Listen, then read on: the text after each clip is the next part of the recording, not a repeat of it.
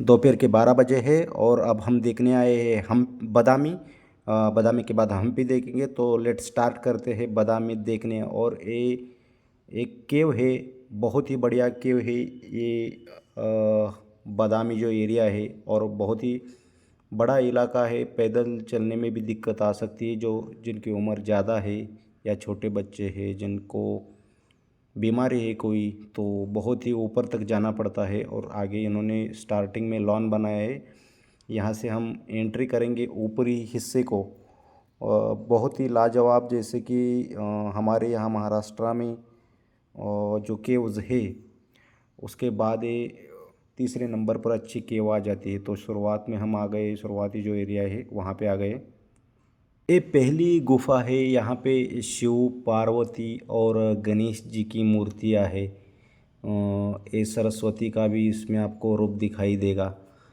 तो फिलहाल इतना बढ़िया और इतना अच्छा प्लेस है, अगर आप देखना चाहते हैं तो यहाँ पे ज़रूर जाइए। इस प्लेस को आप मिस मत करिए, टॉप मोस्ट प्लेस है ये तो। कर्नाटक के राज्य जो बागलकोट ज़िला है उसमें स्थित है गुफा। ये गुफा मंदिर 6ठी शताब्दी में बनाया गया था और भारतीय रॉक जो कटिंग करते थे उस वास्तुकला का एक महत्वपूर्ण उदाहरण है। विशेष रूप से बादामी चालुक्य वास्तुकला, चालुक्य राजा को कर्नाटक में ज़्यादातर बोलबाला रहा है। ये गुफाएं जो है हिंदू और जैन धर्मों से संबंधित है। ये बाहरी हिस्सा, जब गुफा आप पहली ख़त्म करते और ऊपर चलने स्टार्ट कर देते तो आप बाहर का नज़ारा देख सकते हैं, जो बहुत ही बढ़िया है। कम से कम इसकी हाइट मेरे हिसाब से तो 300-400 होगी मीटर, जहाँ से हम खड़े हैं वहाँ से। तो बहुत ही बढ़िया ये गुफा है। फिर दूसरी जो गुफा आती है, यहाँ पे विष्णु, ब्रह्मा और अन्य देवी देवताओं की मूर्तियाँ है। तो यहाँ पे हम अपने दोस्तों के साथ यहाँ पे एंट्री किए। और जो यहाँ पे पत्थर है, तो वो तो नॉर्मल रेड कलर में दिखाई देता है, लेकिन हार्ड ही लगता है रॉक इसका।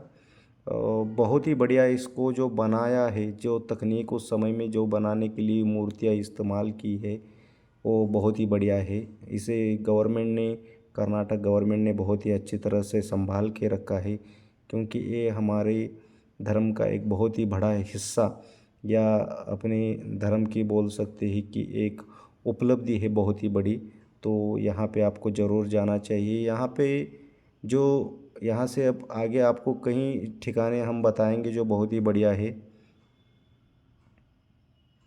ये जो गुफा नंबर 2 है, ज़्यादातर अपने अभिन्यास और आयामों के संदर्भ में गुफा नंबर जो 1 है उसके समान हिस्से, मतलब उसके इक्वल टू वो प्रतीक होती है, जिसमें हिंदू प्रसंगों की विशेषताएं, जिसमें विष्णु की त्रिविक्रम रूप में उभरी हुई नक्काशी सबसे बढ़िया यहाँ पे है। आप ऊपरी हिस्सा भी उसका देख सकते हैं।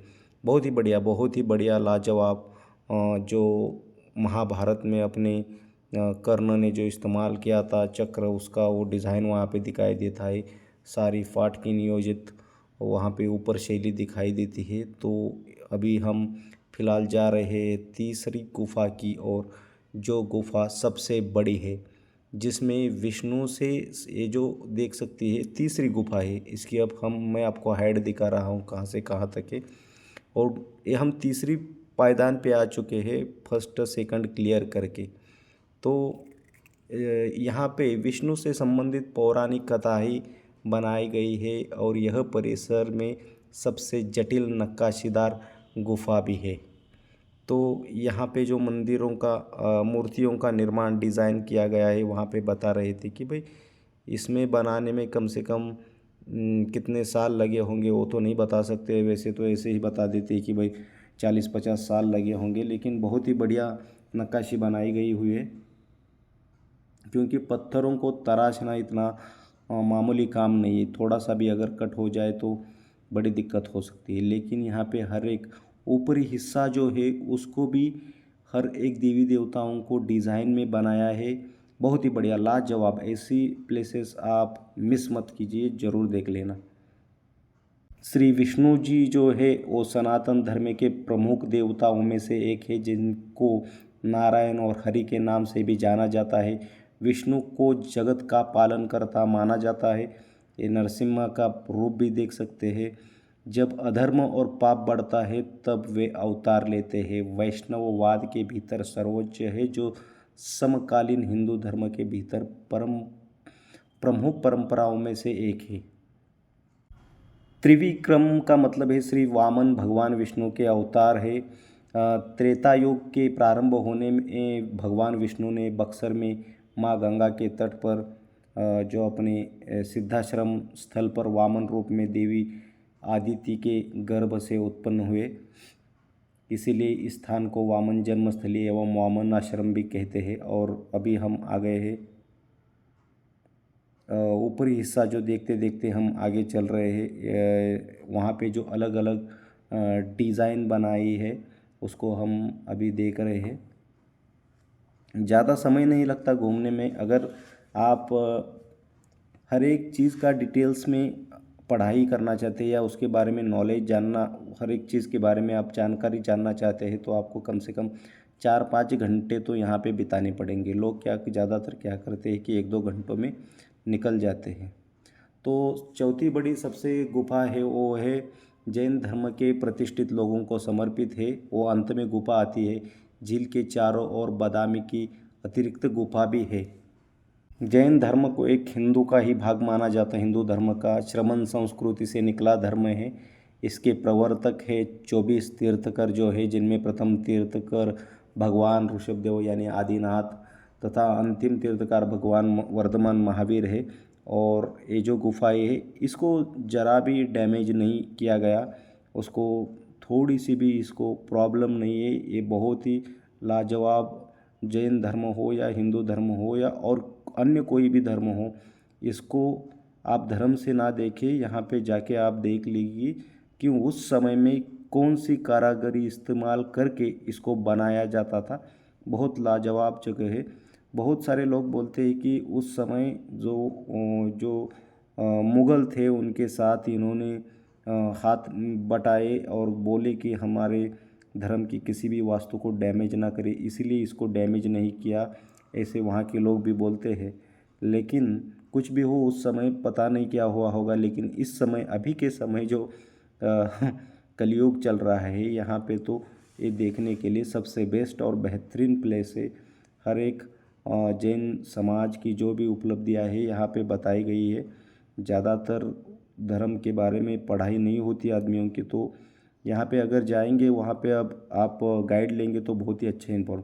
ये जो है आगे का रूप है अगस्त्य लेक बोलते हैं इसको। यहाँ पे लोग कपड़े धोने के लिए आते हैं, इसीलिए इस यहाँ से उनको हटाना चाहिए। और अभी जो है, अभी हमने देखी मूर्ति वो है भूतनाथ मंदिर की मूर्ति। तो यहाँ पे कर्नाटक बादामी में जो 7वीं-12वीं शताब्दी के हिंदू मंदिरों का एक समूह है जो कर्नाटक राज्य में स्थित है। और यह मंदिर समूह अगस्त्य झील के पूर्व में स्थित है और इसमें 2 उपसमूह है, एक पूर्वी भूतनाथ समूह और उत्तरी भूतनाथ समूह। मुख्य जो है वो भूतनाथ मंदिर और दूसरा उत्तरी भूतनाथ समूह है जो है मल्लिकार्जुन मंदिर।